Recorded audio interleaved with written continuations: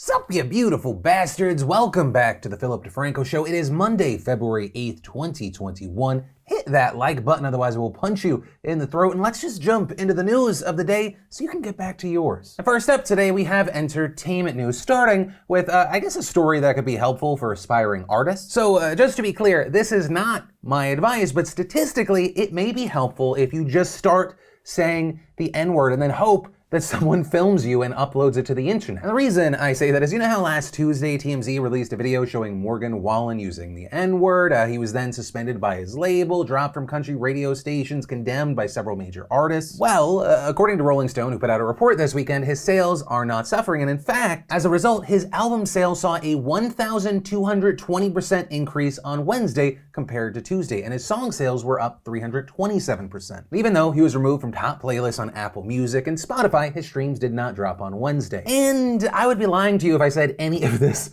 was surprising. As I've said in the past, if you're talking about a celebrity, I find it exceptionally rare for someone to actually get canceled. I'm not saying they don't get hate, but outside of a person hurting someone else, or especially children, or committing a crime, it is incredibly rare for someone who is already famous to then just get pushed away and die off. It can happen to everyday people because, you know, they might lose their job, might not be able to get a new job, but you're talking about someone that already has a massive audience and a way to distribute stuff to those fans that make them money. But also, who knows? Maybe this is kind of a short-term thing. Maybe there are further, longer-term consequences, but I wouldn't bet on that. But I also say that as someone that bet that the Chiefs would win last night, and yeah, that didn't work out great. Never bet against Tom Brady. I never learned my lesson. Then, in a story 99% of us said would happen, during what has been reported as a robbery prank video for YouTube, a man in Tennessee was shot and killed on Friday night, with Nashville Metro Police releasing a statement saying the 20-year-old Timothy Wilkes and a friend were in a parking lot of a local business and approached a group of people with butcher knives as part of their prank. One of those people was 23-year-old David Starnes Jr., who was unaware this was a prank, and he shot Wilkes. Reportedly, homicide unit detectives are now investigating a self-defense claim, and no charges have been placed yet. As of right now, several outlets have contacted Nashville Police for details like the status of Wilkes' friend and whether or not Starnes had a permit, but so far those details remain unavailable. But yeah, just so we are clear, if all of the details so far are correct, that is not a prank. That would at the very least be harassment, threat with a deadly weapon, and if I was in a similar situation and I was armed, I would defend myself. If you force a person into this situation, not even in the top 10 things that should come to mind for that person is maybe this is a prank. This is classic DeFranco University 101 stuff. Don't be stupid. And I mean that not just for this one situation, though it does appear, based off of what we know, that it does apply, but also to other people that do things like this, and also people that fake things like this, and they help normalize it and make other people think that it's okay. And also understand, I get no joy out of the I told you so nature of stories like this. I get no joy out of any aspect of this because this is a lose-lose situation across the board. Someone lost their life, family and friends also impacted there, and someone took a life, which has mental consequences. Life is already hard enough for people. There's no reason we need to add easily avoidable hurt. And then for our final bit of entertainment/entertainer news, let's talk about Britney Spears back in the news. And this largely because we've seen people re-examining the way that Britney Spears has been treated by the public and the media after the documentary Framing Britney Spears came out over the weekend. Right, as Britney grew up, she struggled in the spotlight. She was a punchline, she was a punching bag, she was dismissed as crazy, but the documentary looks at her from a much more sympathetic perspective. It explores her career, the conservatorship that she's in under her father, and the media and paparazzi's treatment of her. Which, I will say, one of the most eye-opening things of this is there was a paparazzo that they were interviewing. Seeing the way that he kind of deflects, and it appears that the story he tells himself, so he's not the bad guy in this, it was really eye-opening. But yeah, one of the main things with this is that it prompted many people to look back at the narratives that have surrounded Britney Spears' career and evaluate the way that we thought about her, the way we spoke about her, saying she deserved better and that we owe her an apology. With some saying things like, our entire society is a humiliating, violently misogynistic failure, and I'm ashamed of a media culture that for decades villainized her for money and sport, conditioning us to think it was funny. Others adding things like, seeing all of this now kind of packaged the way that it's packaged, do they understand how she was pushed to her limits, why she did things like attack the paparazzi with an umbrella? Also bring up the fact that she was hypersexualized at such a young age, and for comparison's sake, she was dealing with all of this when she was the same age as people like Charli D'Amelio, right? So it's so creepy to see these older men openly commenting on her body in front of her, people speculating masturbating and asking her about her virginity. Another specific aspect of the documentary that many are focusing on is the way that it discusses her relationship with Justin Timberlake and the way their breakup unfolded, with it essentially saying that Justin Timberlake weaponized their breakup, painted this image that he was the high school quarterback and she was kind of the school slut and she was the bad guy. You know, following this doc, we saw a lot of celebrities sharing support, as well as meaningful comments like that of Hayley Williams, who said no artist today would have to endure the literal torture that media, society, utter misogynists inflicted upon her. The mental health awareness conversation culturally could never be where it is without the awful price she has paid. And I think what Hayley Williams is saying there is true, and I think it's very unfortunate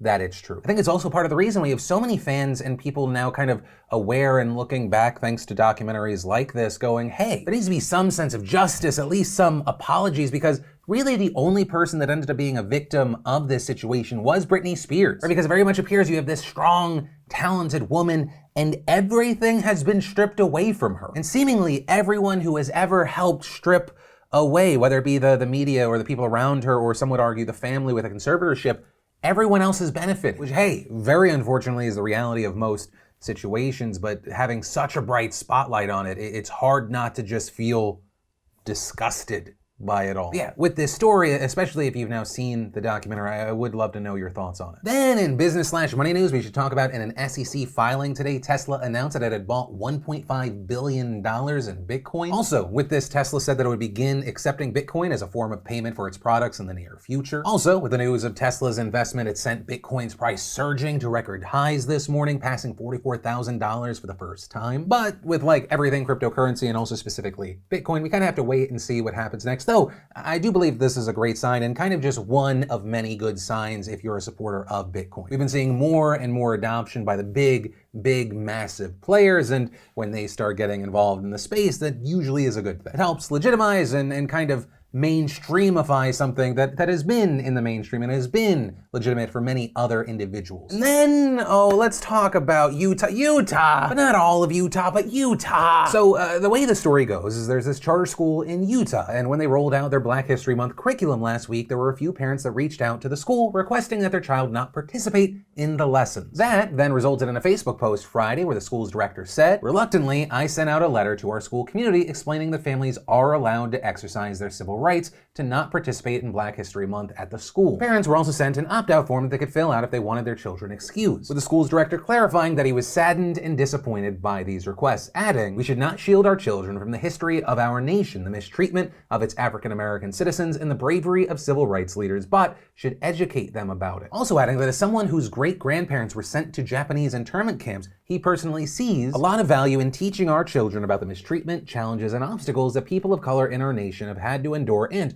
what we can do today to ensure that such wrongs don't continue. And so with this move, you had some parents praising the school for giving parents the option, others calling the move dangerous, saying that it enables racism. That outrage eventually prompted the school to issue another statement saying that it regretted ever sending out the opt-out form and adding, "We are grateful that families that initially had questions and concerns have willingly come to the table to resolve any differences, and at this time, no families are opting out of our planned activities, and we have removed this option. In the future, we will handle all parental concerns on an individual basis." Which, hey, that's great. I'd love there to be this nice little bow on an unfortunate situation, but the fact that we even had to go through this is sad and telling. And something I just feel like I need to say with this story, the white victimhood stuff needs to chill out. That knowledge of how Black people were treated for years and years, of how they're still being treated today, of how human beings are capable of such ugliness. That's important to have, and for some reason, in some people's brains, it turns into, why do you want me to feel guilty about being white? You didn't do it. The only thing that's questionable in this situation is why you would want to minimize what happened in history. Very few people, a minute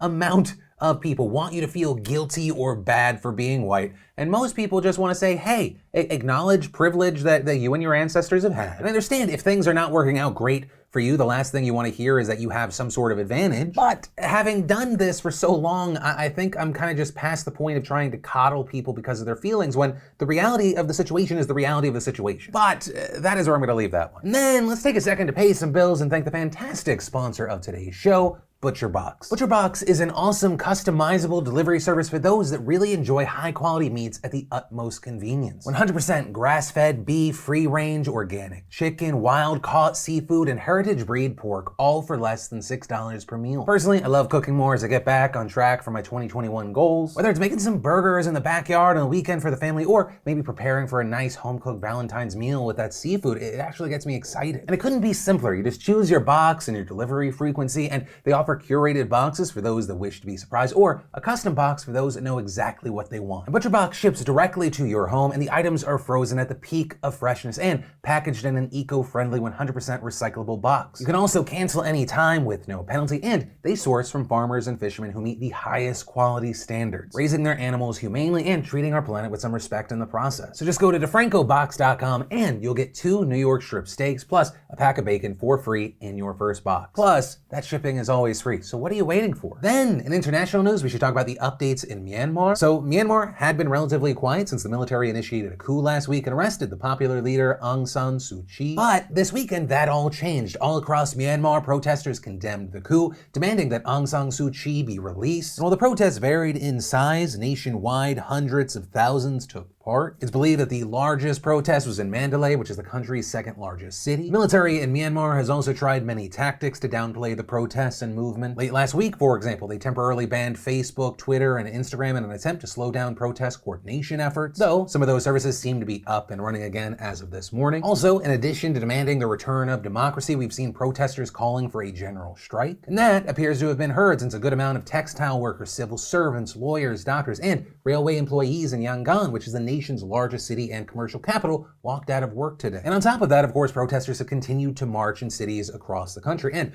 with these protests seemingly growing stronger, the military has also begun more severe restrictions. For example, they declared martial law in Mandalay this morning. Also, Capitol Police began using stronger force to deal with protesters, including water cannons. The movement has also caused the military leader to come out for the first time since the coup and address the nation, with him continuing to try to justify the coup by saying that there was massive voter fraud in the 2020 election and that there would be new elections within a year. Also, warning against further protests, though that has largely been ignored so far. But for now, this situation is still growing, it is still developing, and so we'll have to wait and see what happens next. Then let's talk U.S. politics, starting with the news today that Senate Democrats are rolling out legislation that will provide up to $3,600 per child to millions of Americans as part of the broader stimulus package. Under the bill, the IRS would send qualifying families $3,600 over the course of a year, or $300 a month for every child under the age of 6, as well as $3,000 a year, or $250 a month for each child ages 6 to 17. Those payments would also be phased out for people who earn $75,000 a year, or married couples who jointly earn $150,000. And if approved, the payments would start going out in July, thus giving the IRS time to implement this massive program. Now, very notably here, even though the Democrats' bill would implement this plan by changing the tax code to expand the existing child tax credit, the benefits would reportedly not be deducted from any tax debt a family might have, meaning American parents would still receive direct monthly payments even if they owe back taxes or have pre-existing obligations to the IRS. And while the current proposal would only last for a year, some Democrats have said that they will later push to make it permanent, which is a move that would totally reshape the fight against child poverty in the United States and could be a defining feature of Biden's economic agenda. Or because as far as does the United States need this outside of the pandemic? Well, according to the Organization for Economic Cooperation and Development, the United States has one of the highest rates of child poverty in the developed world, in large part because it spends less in child benefits than almost any other developed country. And even with just the year-long benefit expansion, researchers at Columbia University have found that it would cut the number of children in poverty by up to 54%, or roughly 5 million children. And while of course the current proposal is subject to change as negotiations continue, as of right now, it seems as though it has enough support. Very significantly here, it might even have bipartisan support because last week we saw Mitt Romney introduce a similar measure. Under Romney's plan, qualifying families would be sent even more money, up to $350 a month per child. But very notably, his proposal would also offset costs by eliminating or cutting other government safety net spending that has been crucial during the pandemic. And by contrast, the Democrats' proposal, which has been estimated to cost upward of $120 billion per year, would be added to the national deficit. And so as a result, many Republicans have pushed back on this plan, plan, with some also arguing that it would give money to both working and non-working Americans. Though, of course, some of the counter-arguments here, one, so with the stimulus checks, two, a lot of people don't have jobs because of the pandemic, not because they're lazy, and three, American parents who are out of jobs arguably need the support the most. But even if the Democrats don't get any GOP members on board, it probably won't matter, right? Because on Friday, both the Senate and the House approved budget blueprints that will allow them to approve Biden's $1.9 trillion stimulus without any Republicans. This through a process known as budget reconciliation, which,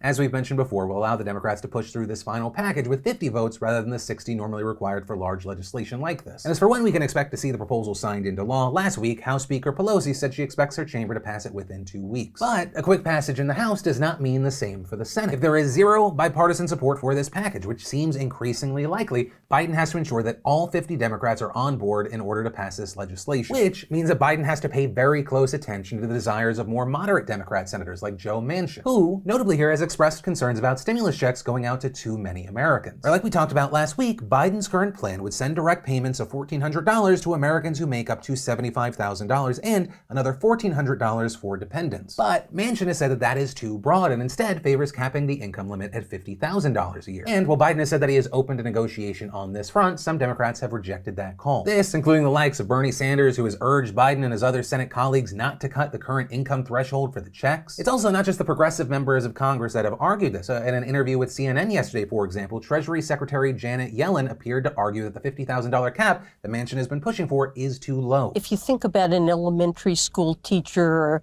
policeman making $60,000 a year and faced with children who are out of school and people who may have had to withdraw from the labor force in order to take care of them and many extra burdens, he thinks, and I would certainly agree, that it's appropriate for people there to get support. Yellen also saying that if Biden's full plan was passed, the United States could reach full employment by next year. Which, regarding jobs, the jobs report for the first month of 2021 showed that 49,000 jobs were added to the economy and unemployment fell to 6.3%. But the United States is still down nearly 10 million jobs since before the pandemic. And while economists do say that things will get better as more and more people get vaccinated, the road to recovery is very long and additional stimulus is absolutely essential to ensuring that happens. Right, and more often than not, if we look back, historically, one of the most common things said about numerous recoveries we've seen in the past is more should have been done by the government. You can have high hopes and expectations for jobs numbers, but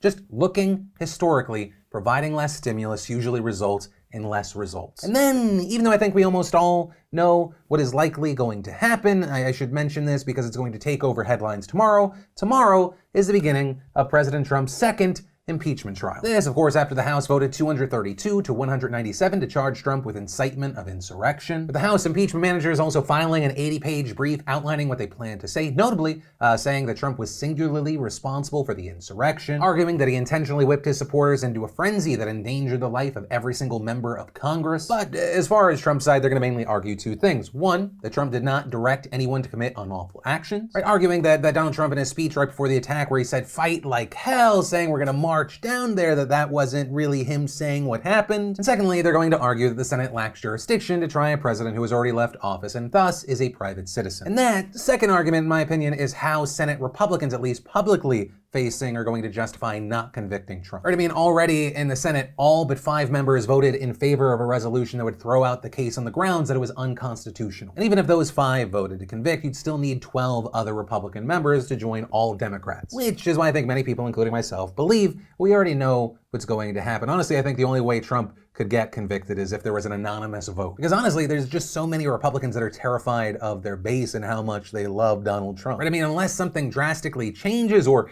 you live in a very purple state, you're essentially saying this is going to be my last term. That's the really unfortunate reality. And I also understand from a strategy standpoint, it might not be in the interest of Democrats to try to impeach and then not get the conviction. Or you're going to have Trump out there being like, I was totally exonerated a second time, even though it's because my friends are on the jury. But if you're in a position of power, you don't try to hold someone accountable and try for there to be some sense of justice, then why are you even fucking there? I would argue that not even trying would be a way worse precedent to set. Though, maybe that's short-sighted. At the end of the day, strategy and positioning That's the real important thing, at least when you're talking about short-term implications. And of course, with this, or honestly anything else that stuck out to you today, I would love to know your thoughts in those comments down below, because this is the end of today's show. As always, thank you for being a part of my daily dives into the news here. Thank you for subscribing, liking, all the good stuff. If you're looking for more to watch, you can click or tap right there. But as always, I love you faces, and you've just been filled in with news that matters for people that care. I'll see you tomorrow.